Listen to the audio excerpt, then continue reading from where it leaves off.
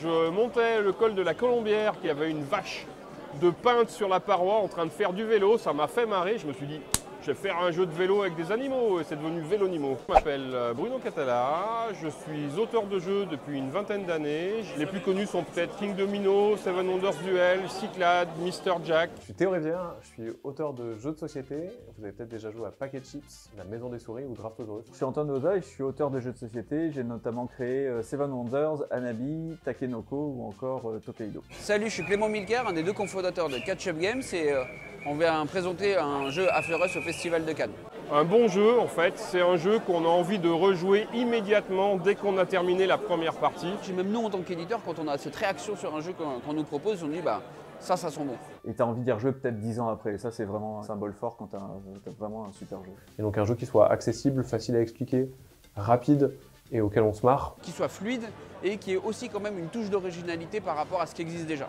Il y a beaucoup d'étapes. La toute première, c'est d'avoir une idée. Soit une idée de thème, je veux faire un jeu sur les chevaliers à la table ronde, soit une idée de mécanique, je lance 2 dés et je fais quelque chose avec le résultat. L'étape suivante, c'est la création d'un prototype. C'est-à-dire réunir des gens autour d'une table, jouer, corriger ce qui ne va pas petit à petit, jouer encore des dizaines et des dizaines de fois. On va faire des tests avec des amis, des joueurs qu'on ne connaît pas petit à petit. Jusqu'à ce qu'on estime que le jeu soit prêt à montrer à un éditeur. Donc je vais aller démarcher les maisons d'édition avec mes petits prototypes que j'ai retravaillés pour qu'ils soient un peu plus funky, un peu plus jolis à ce moment-là. De la même façon qu'un écrivain va démarcher un éditeur de livres en espérant que l'un d'entre eux nous publie.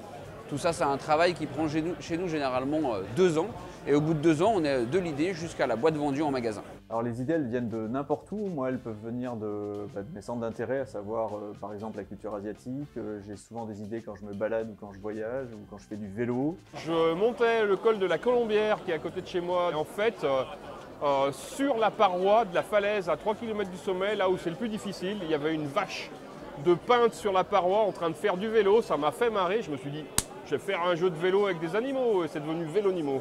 J'ai fait un jeu qui s'appelle Sticky Chameleon, qui est un jeu débile dans le bon sens du terme, où on attrape des insectes avec des langues collantes de caméléons. Le point de départ, c'était « Ok, les mains collantes des années 90, c'est hyper rigolo, il y a moyen de faire un jeu un peu régressif où on s'amuse avec. » Un jeu de société, c'est la meilleure occasion de réunir un petit groupe de personnes autour d'une table et de partager un moment qui ressemble à rien d'autre que tu as fait dans ta journée. C'est du lien social avant tout, et en fait c'est un support finalement à vivre ensemble. C'est pas tant le jeu qui compte, c'est aussi la table avec laquelle tu joues qui fait une bonne partie du plaisir du jeu. Même un jeu pas terrible, avec les bonnes personnes, on se marre de ouf et c'est génial.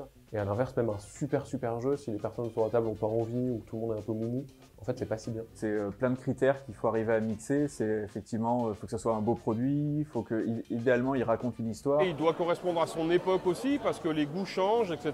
Un jeu de société d'aujourd'hui, c'est quelque chose qui va se jouer relativement vite. Il n'y a rien de plus chiant que lire un livret de règles de 22 pages mal écrit où on comprend rien. Et quand on voit les derniers gros succès populaires, c'est souvent des jeux qui s'expliquent en 2 minutes. Et puis avec un petit peu de tactique, avec un petit peu de fun et sans trop de prise de tête surtout.